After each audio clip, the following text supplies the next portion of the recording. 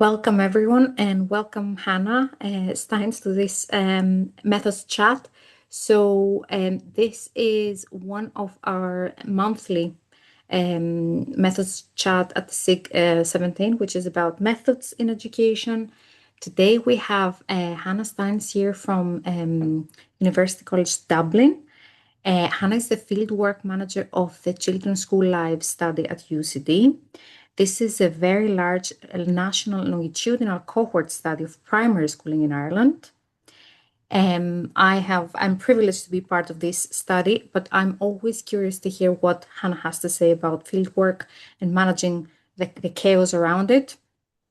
Hannah is also completing her PhD at the UCL Institute of Education, and she particularly focuses on how classroom interactions and group dynamics shape longer-term social emotional development.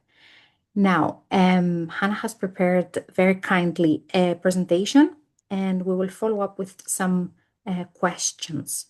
The stage is yours. Thank you so much. This is great. Thanks so much for having me today, and thanks to everybody who's watching online as well. The title of my presentation today is From Classroom to Cohort, Practical Lessons Learned from Longitudinal Fieldwork with Children in Primary Schools. And basically, the kind of background to this presentation is, as Olga said, I've been managing fieldwork in UCD on the CSL study since 2022. And I think you see when you kind of look for information online about how to run a longitudinal study and how to manage the kind of day to day, there's actually very little in terms of academic publications. You will see a lot about the kind of tick box exercises of ethics and protocols and these kind of things. But actually, very often it doesn't really get into the nitty gritty day to day details. So that's kind of what I thought I would hit on today because these studies are so complex. And if anybody is ever thinking of doing one to this scale or even a smaller scale, it might be useful to kind of have some learnings from my experiences. So just to kind of give an overview of what I'll be talking about, just kind of go into a little bit about the background, not too much, but just to give kind of some context to the study and the history of CSL.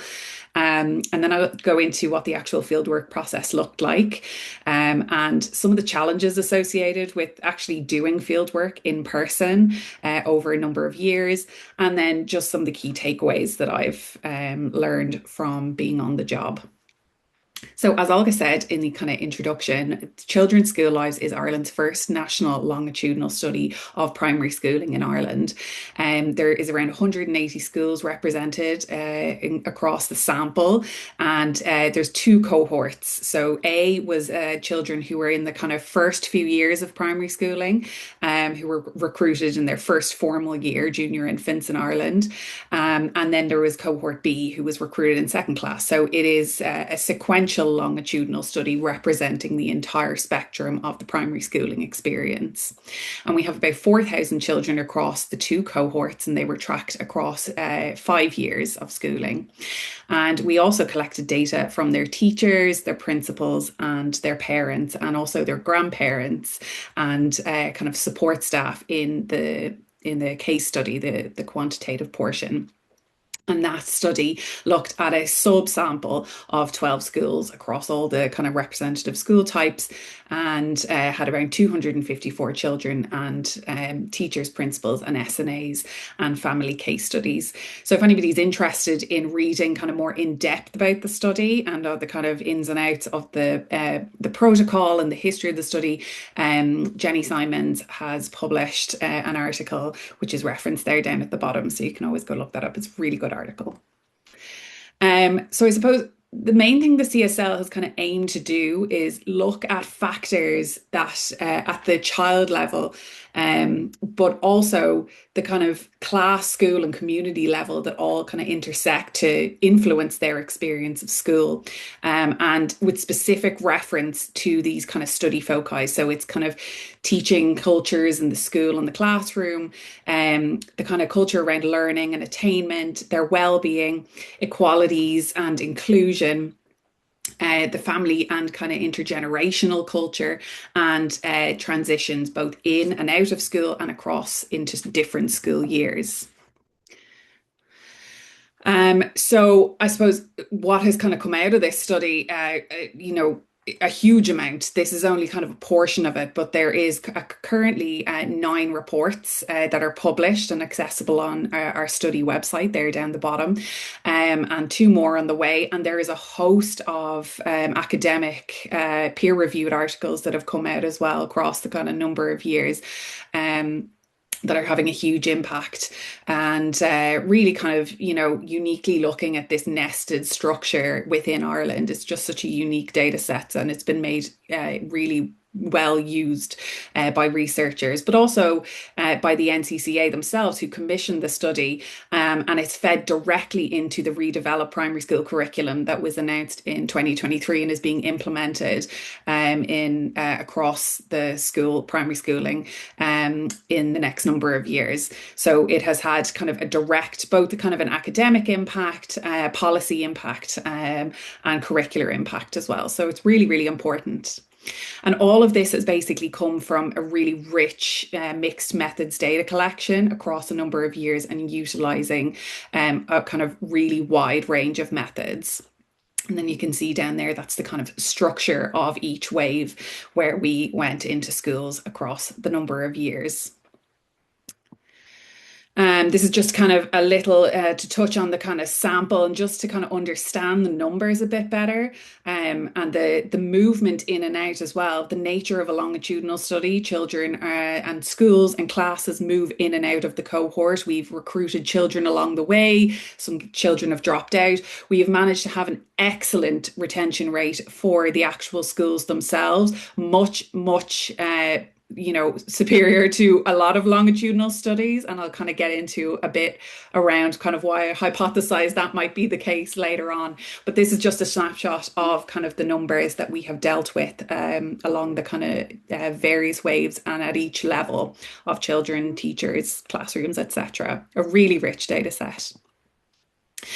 So this is kind of just highlighting, going into, I suppose, the kind of fieldwork process. So we kind of have had all these classes taking part, and it's all kind of come down to the day-to-day procedures. So this is just highlighting some of the documentation that we kind of had to produce year on year in order to make, and the level of detail that's required to make it all work in terms of tracking the actual fieldwork process itself, and tracking children within classrooms, including children who were being observed. So this was our fieldwork record that was filled out by our field workers, and then our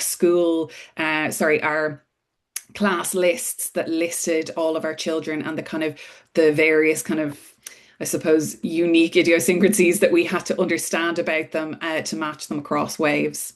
And these were our lovely booklets that we did every year as well, which were very carefully designed by the team and had lots of input. And it shows how kind of child friendly it was. And these booklets were really big. They were between 35 to 50 pages and done over the course of a whole day. And this is done by our lovely colleague Kyla. And again, it just goes to kind of indicate the kind of number of data points, the sheer volume of data actually that got generated by this study. Each dot represents whether or not the method was carried out that year. And this is across both the quantitative cohort study and then also the qualitative case studies. So you just see, 14,960 individual records in terms of those booklets across the years. It's just an absolutely enormous amount, but it also serves to show the kind of richness of the data, both from a qualitative and a quantitative perspective. Oh, sorry, I went one too far. So, how did we actually make all of this happen year on year? Now, this is just a snapshot, I suppose, of one singular year process. And just to kind of caveat, it doesn't mean that we only worked November to July. That's not the case at all. But the primary work between that July and November period was then processing all the data that had been generated, which was the job of the data manager, who I worked very close with. So it's just to say, this is just kind of mainly focusing on the fieldwork process itself, data collection, but there was a whole heap of work being done by our lovely data inputters and our data manager at the same time. But around November time, I would have to get in contact with our existing field workers who had helped us out the previous year, and then recruit new field workers if we didn't have enough for the next wave of data collection. And then I would also get into recontacting schools. So it was really important to let schools know that we were going to have to, come back for the following year, and the kind of things that we were going to be doing, because sometimes principals change, teachers change. And so it was really important for returning schools to kind of understand that we're on the horizon. And then that would kind of move into our fieldworker 2 day training. So we had very intensive full day long trainings for our field workers to ensure they kind of had the skills and the confidence to actually be able to go out and do the field work.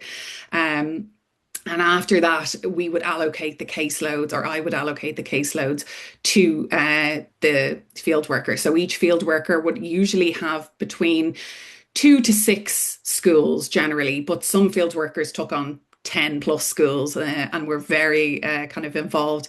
Now, bear in mind, the whole day fieldwork process was, or the whole fieldwork process in a classroom constituted a day. So it was, 10 days for some field workers. It was a lot of work.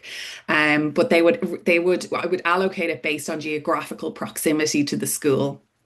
So a field worker had to be able to, drive to the school, engage in the field work, and then kind of come away at the end of the day within kind of a reasonable distance. So we had field workers from all around the country because we had schools all around the country. So after that, if they kind of agreed, it was all kind of great. Or sometimes not that they wouldn't agree, but sometimes it wouldn't work out that they could do it, or that a school was too far. So we would redistribute.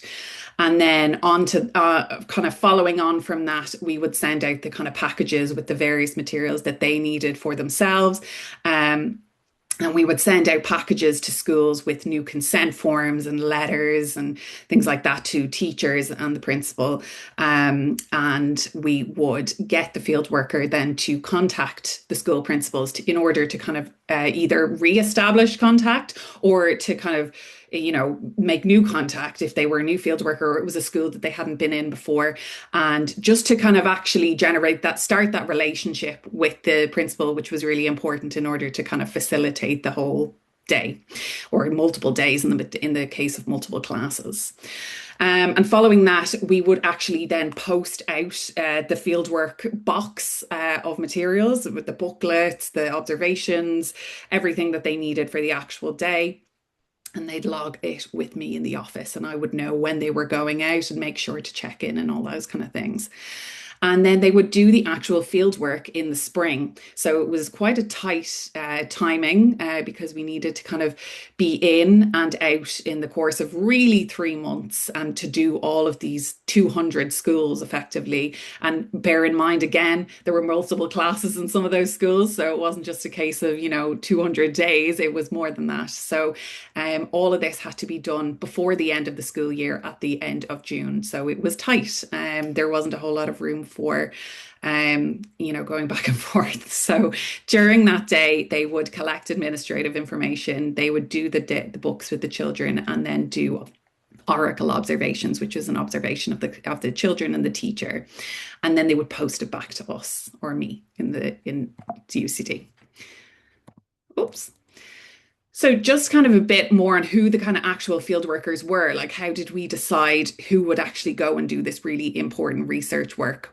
Well, they were around 30 to 40, depending on the year.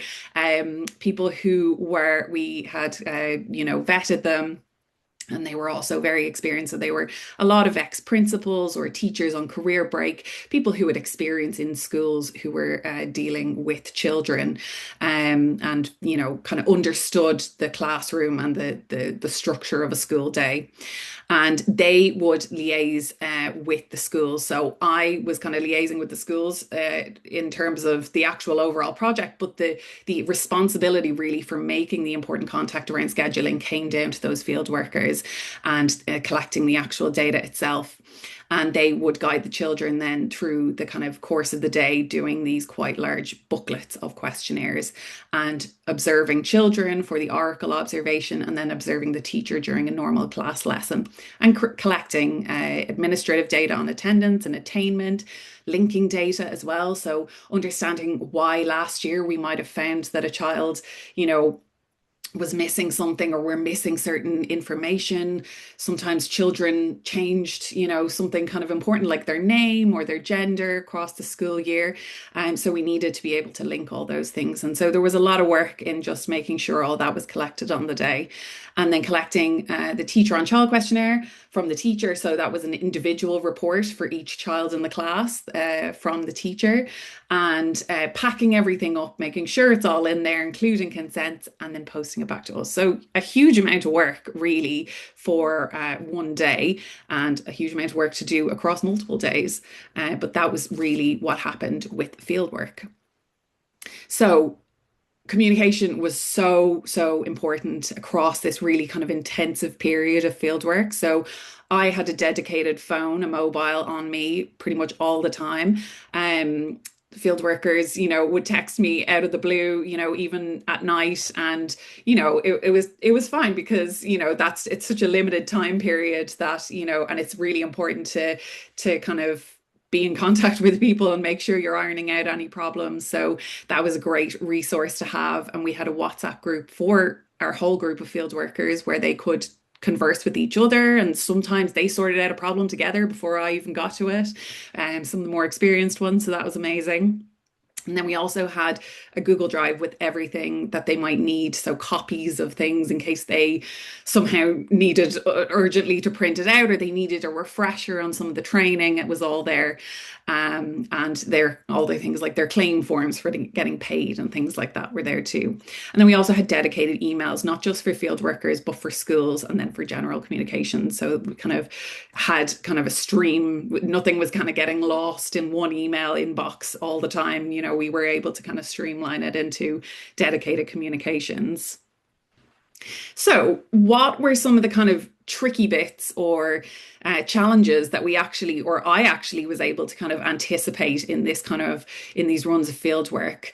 I suppose, first of all, it was really being mindful that we were going into classrooms that are kind of live ecological systems and that are very busy and unique, and just trying to limit the disruption of what goes in a classroom, while also kind of being mindful that we're there to do a job and we're there to collect this really important information. We knew that the turnarounds and schedules would be tight, that things needed to get done when they needed to get done. So that was kind of what we anticipated. We anticipated it was going to be, busy, and it was. We also anticipated that we were going to have to liaise quite closely with our case study team, who were they're very linked in with us, but they are kind of they were operating separately because they were doing much more kind of intensive interviews and focus groups and things like that at the same time during the same kind of period of the school year. And they were also doing field work for the national study at the same time. So we knew that we were always going to have to kind of have good communication with them and make sure that they were linked in with our field workers as well.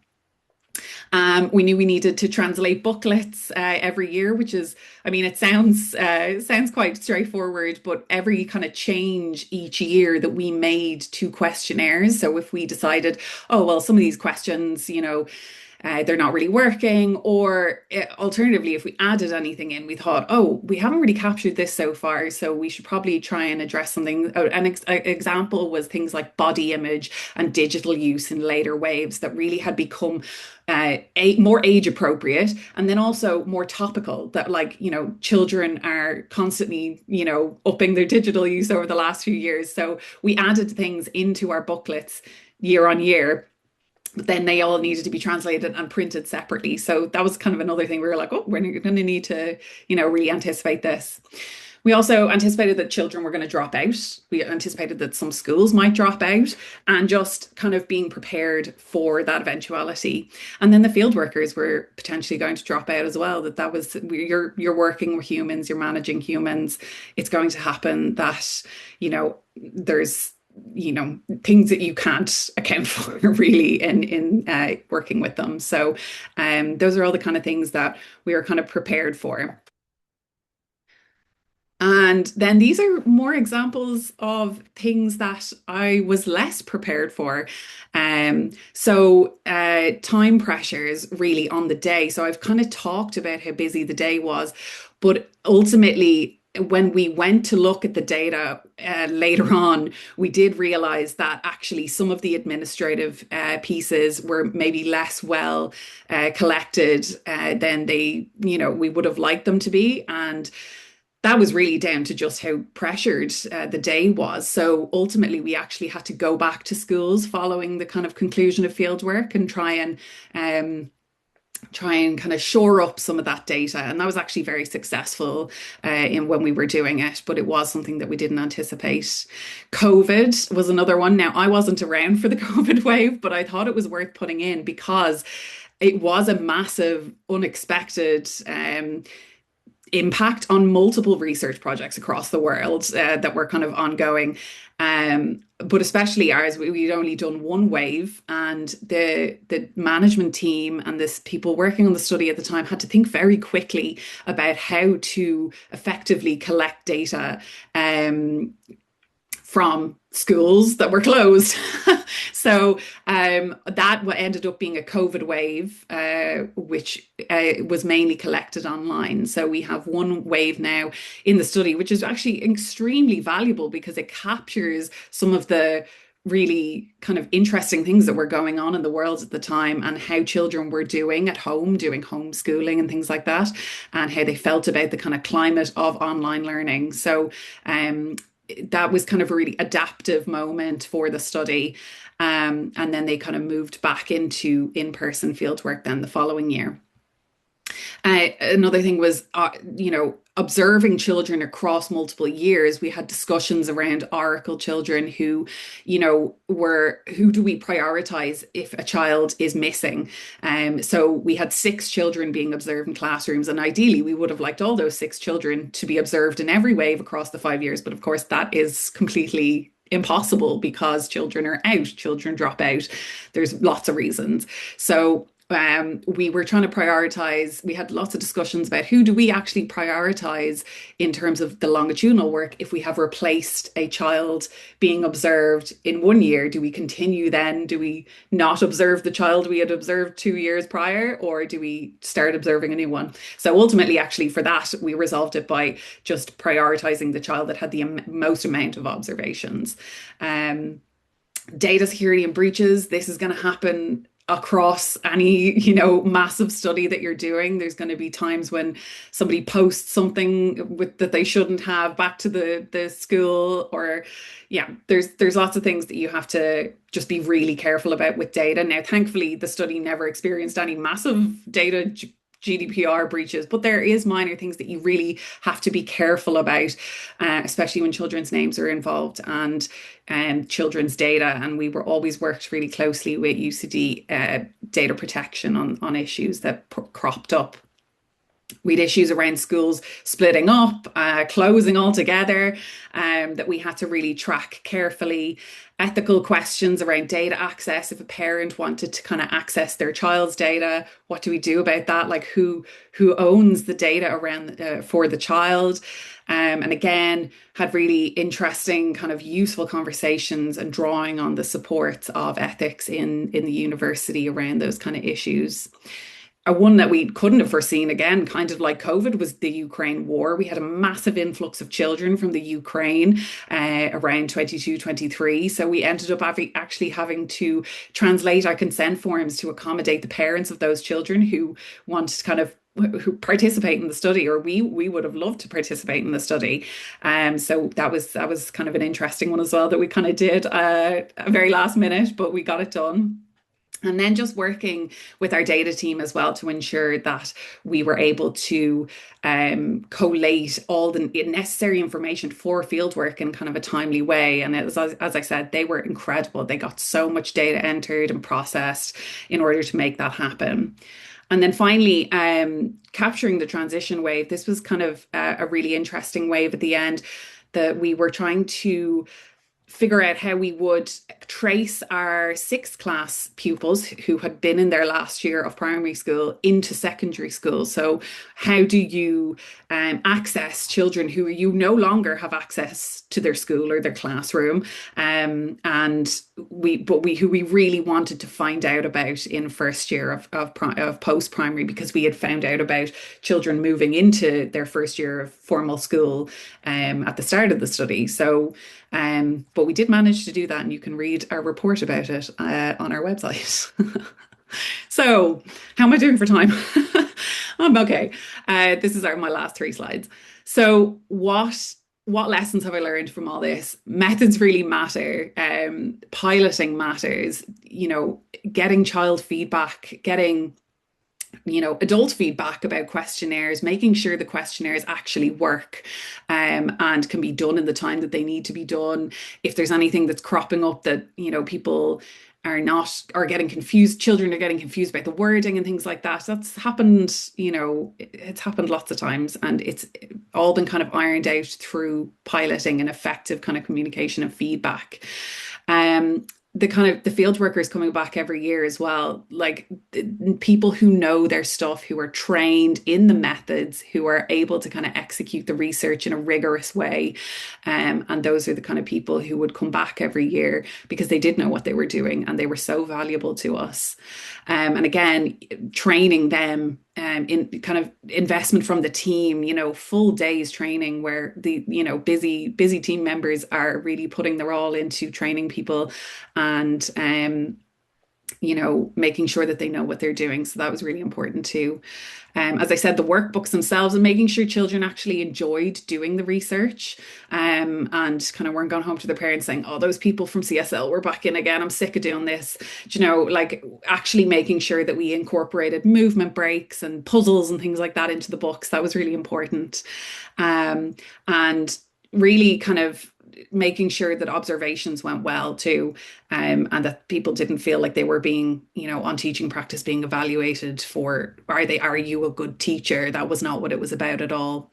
Making sure that, between waves, we were keeping in contact with people, and then also using the kind of innovative qualitative approaches. And that was really the domain of the case study team, and making sure that we kind of had some online methods as well to capture teachers and parents.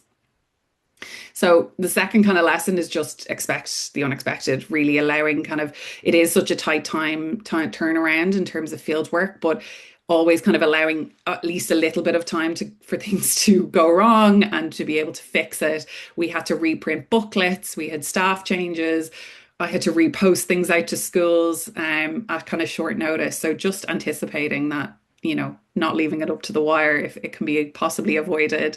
And then drawing on the kind of expertise from management and people in the university, teams who kind of have worked on questions around ethics, data governance, even colleagues managing other cohort studies. Like, our team was very kind of linked in with GUI, and then as well, like colleagues in the UK who would be very experienced in cohort study execution. So really kind of drawing on those expertise and yeah, having kind of discussions with them.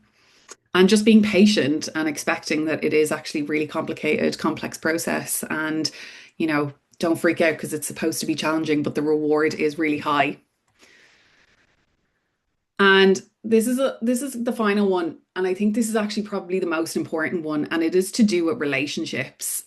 You there's kind of all these procedures that you do have to really stick to, and it's really important to have your kind of standard operating procedures, your timelines, your plans. But actually, relationships and your kind of interpersonal connections with people are so integral to the success of a project like this. And as I've said there, like the research itself is very methodologically rich and complex and, multifaceted. But it's also relationally cumulative, by which I mean over time you were developing relationships with, the study team, the principals, the teachers, and those really, really matter for, coming back. I mean, our study in terms of school dropout, it was only between 8 to 10% over the course of the 5 years. And that is really low because longitudinal studies can have between like 30 to 50% attrition, if not more. So that's a really, really good retention rate. And I think a lot of that came down to actually understanding that, relationships are the fundamental cog in keeping the whole thing running. Open communication, you know, just working well with people and being, you're not even going to get along with all the people in a study, but just making sure that everybody feels heard and feels valued and is clearly communicated with. Um, and yeah, as I say in the last bit, really it was kind of all down to like rapport and relatedness and just flexibility and trust, really. And I think nearly everybody on our study team would agree with that it was the relationships is what it came down to. So I am only one small cog in the big wheel of CSL, so I couldn't really finish up talking about the study without thanking and acknowledging all of the people really who actually make this study possible. And this study is wrapping up in terms of the next, few months to a year. So, and there's a whole history to it, but these are all the kind of people who have made it possible. The team itself, and that's, we're a whole different team to the one who started this study. So it's worth really acknowledging those people who were the kind of foundations of the study, our field workers, all of our participants, and also all the people who supported us in terms of like the unseen things like estates and copy print and the post office, like the people who actually, did you favors at the last minute when you ring them up and say, I need to get this out by 6 o'clock, please, I have to do it. And they always helped. And again, like I say, that came down to relationships and, people's goodwill. So, and then our funders as well, who's the NCCA. And so these are just a couple of pictures just to round it all up of the kind of fieldwork, actual fieldwork process. These are all of our boxes being organized to go out to schools, our letters to schools. All looks like a bit of a mess, but all ended up being great and being kind of the actual, as I say, the nitty gritty of the, you see a lovely finished academic paper, and this is this is what went into it really. And that is our current team. Everybody is just magnificent in their own ways. And then I thought it was also worth putting in from this is the original study team from the kind of launch of the study. So as I said, some of the people whose foundations made the rest of it work. And that's it.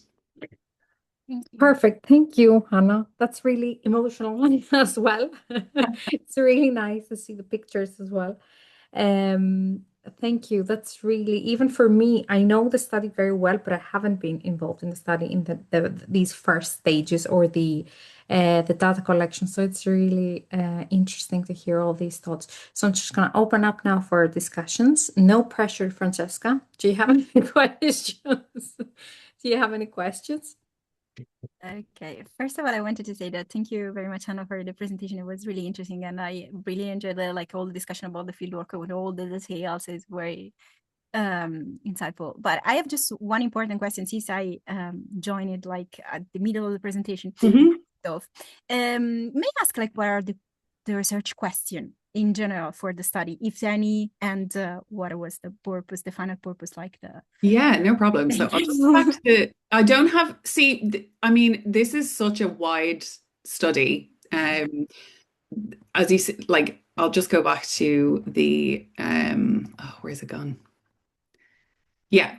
So this is like the range of data that we collected, right? Is just it's so wide, but really it kind of comes down to these study foci. So these are the kind of main drivers of or kind of theme areas in terms of what we were actually collecting.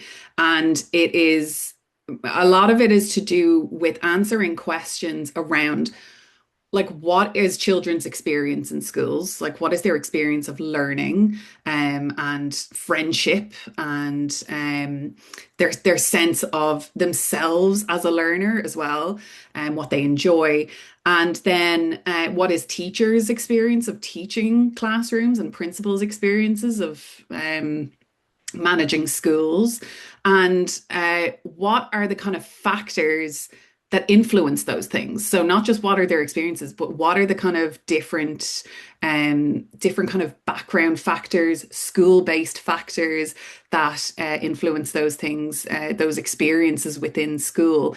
And I think a major focus point as well is understanding for whom those experiences are different. Like, which children experience learning differently, or is there kind of an equal opportunity to learn in Irish schools? um we've generated reports on equality. We generated three reports actually, which were supposed to be kind of, they ended up being quite big reports in and of themselves, but we actually have three reports on equality. So what kind of impact does social background have? What kind of impact does gender have? And migration and ethnicity. So those kind of all feed into that kind of equalities piece around like who is anybody experiencing it differently? Is there equal opportunities basically to learn? And so yeah, those are kind of the main foci, like the main areas of interest. And within each of those, we have a huge number of kind of variables. So it's just such a wide data set. There is no kind of one singular research question. But I suppose if you were to put it down to one research question, it would be what is children's teachers and principals' experiences in school in relation to all of these things? And do they, um, are they equal? And for what reasons maybe are they not? Okay. That's very interesting. Now that I Mm. have like the whole picture, it's a huge project. I mean, like there are many things to investigate, especially for the teams where so many and so different. So it must Yeah. be really interesting, but also like committing to handle the entire data thing. And Yeah. We yeah, we have, I mean, there is opportunities to access data for, academics, and I think the ultimate hope eventually is that it is on the kind of social sciences data archive that we can anonymize. But I mean, it's a good bit down the road yet because we're still kind of just concluding the study. But I think that was the hope, that we will have even more people ultimately be able to kind of access it and make use of it because I mean, there's been numerous. The core team members. Um, there's also kind of collaborating academics. There's PhD students who have, like myself, and numerous others who have kind of designed their whole projects around this data set. But there's always other people as well who are going to be interested and see things that, none of us see, and, have the kind of skills to produce incredible, interesting research from it. So yeah, it's a really kind of rich, exciting data set. it is indeed. I have just another question. Like, what is the most common method of gathering data? I don't know if I missed this in the description or like when you want to, what do you actually do aside from like of course field work and everything? But what's the most common one? Like how do you like Common in the study. yeah, like it's like observation interview, this kind of thing. It would be the child booklets. So Okay, the seeing booklet this, just I know this is a very detailed, like it's maybe even hard to see, but our child surveys, just because of the amount of children that okay. we actually recruited across each wave, so you can see like A1, A2, Yeah. A3, A4 Yeah. there across the top. So that was like each year that they were in. So in any one year, we had over 1,000, except for the COVID wave, which was around 544. But every other year, we had nearly 2,000 children completing these in each wave. Or each cohort. So that would have probably been the most, that would be in terms of volume, I suppose, the most amount of data that we have. But I suppose it depends on what, like, I mean, even for the qual data, I mean, it's still the fact that they had, parent interviews, child interviews every year, and then the child focus groups as well. Like that's an incredibly rich, large data set in turn as well. It's longitudinal, so that's another. It's not just a cross sectional snapshot. It's the fact that they had this data from the same children every single year, and they were extremely skilled at ensuring. I mean, I've talked about, managing attrition and, trying to, keep schools in the study and children in the study, but because they were, very intertwined with the families, they were even more successful than we were. So, like the fact that they have that much data every year across waves is like in terms of qualitative research, that is very large data set. But in terms of actual volume, it's probably our child workbooks, which were done by the children on the day. Okay. Thank you so much. That Yeah. was really, now I have the entire picture The before. whole, the whole picture. Believe me, it is. I mean, I remember when I started the job and I was like it took me weeks and weeks, and I'm sure Olga was the same, to just actually wrap my head around the sheer Okay. scope of the study. So it is quite complicated. I wouldn't expect, even from this talk for people to really understand, Uh, but Yeah, it's that was really weird, but like just since I missed the first part, like everything, like yeah, I can yeah. stop on those arms. So thank you so much. Now it's very No clear. worries. Interesting. Thank you Yeah. so much. Thanks for your question. Can I ask a question, Hannah? Mhm. While you were presenting, I was thinking that it takes a huge amount of trust in this process because when we're doing research, especially I'm thinking about my own PhD, I don't know if that's the case for everyone, but I would like to have control over it because I want to make sure things are done, the way that I intended them to be. And then if something goes wrong, I need to know so that I can fix it and so on and so forth. With that amount of people involved, and you thank the post office with this amount of how can I put it? Factors that can influence the data collection. I imagine that the field workers were key, and selecting the key workers, finding the right people was very Mhm. important. Mhm. What would be the best profile for a field worker for you? Because I'm thinking people might have a background in research. You were talking about how important relationships were. Some of them might be teachers themselves in the past. What would be the best profile? Mhm. It's interesting because there were very few of our field workers who actually had any experience in research at all. There was maybe like a handful, less than I could count on one hand. And that was like, I mean, across multiple waves. And the ones who did were like our gold stars because they fully got it. But actually, what was more important, and it was really kind of set out from the start, was that they were experienced in the setting. And I think that is probably applicable across disciplines. If you are doing research in a hospital with, palliative care patients, you want to have somebody who is experienced in dealing with people kind of at the end of their lives. And, I think it is having people who are actually very well versed in our study in the chaos of the school day. and understanding how, how to rally a load of children in a class was kind of one of the fundamental factors, um, and who were willing to had very good organization skills because they had to, be managing all of these multiple strands, particularly filling out, all this paperwork at the end of an actual very long day, and having that kind of organization mindedness.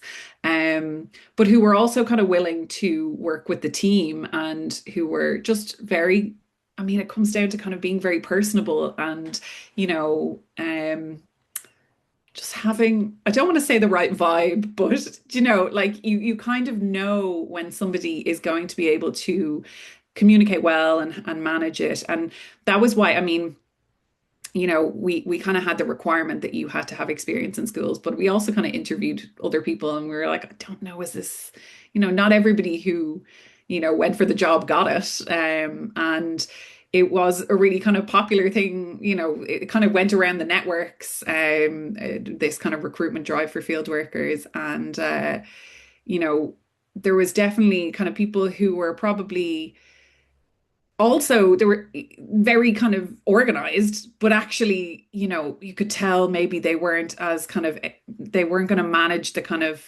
chaos of the class in the way that some other people might. So I do think it's going to be very unique to, if you were running this study and you were recruiting, field workers all over again, if they were, that's the kind of advice that would give for an identical study like this. But it's hard to say. I think just being kind of very organized and being very personable and being able to manage whatever your population of interest is in terms of data collection and kids in between junior, I mean, particularly junior infants. I mean, I have a junior infant, a 5-year-old, and God, the idea of making him sit down and do questionnaires or even tasks is just like, and to do that for a whole class, because that was what I didn't mention was that in the earliest waves, they weren't doing these big booklets. They were being brought out in pairs and they were doing kind of like visual analog scales, and they were moving things physically on a scale and doing literacy and numeracy screeners, which was kind of more age appropriate.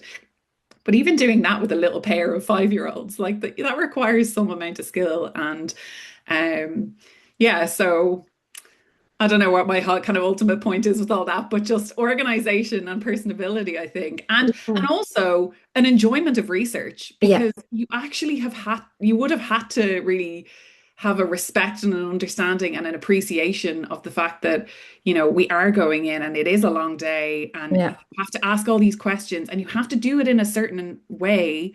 You can't be influencing them going, go on, like, do you not think your teacher's great? Now go on, put in a 5 there. Like, they had to be totally impartial, um, Yeah. while also guiding them. So that's a skill too. Not just managing the chaos, but actually being, a researcher in the situation and taking on that role when maybe you aren't, experienced as a researcher, you're Yeah. experienced as a teacher. So yeah, having kind of an interest in and we were quite careful to try and, impart that in the training, to be Mm. really kind of rigorous at an appropriate level, saying, especially for things Mm. like observations are a hard thing to do in the moment. You are very bound into, these are timed observations, so they had to observe in 10-second intervals and note down. So you have to really be on it, and you have to really understand the importance of completing it and completing it accurately and not just kind of putting it down, oh, I think it was this. Mm. So understanding the kind of rigor that is required, I suppose, would be an additional point. Yeah. Well, Hannah, I'll have to thank you. We would need a couple of more of these meetings, or even a dozen of them, to cover the study.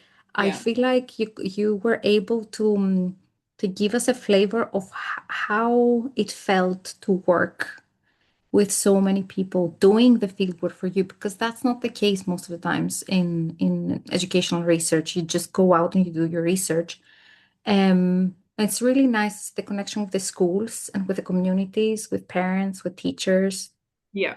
with principals. And it's also very nice. Now I'm completely biased, But I'm just going to say that it's very nice to see studies like this when you feel like all the participants, including potentially the field workers, understood the value of the study, Mm, I think. And that's quite unique if we think about this internationally.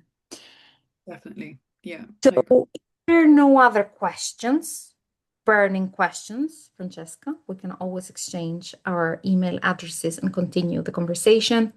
I'm going to thank Hannah so much for her time today. You. And I'm going to stop recording for now. Thank you so much, Hannah.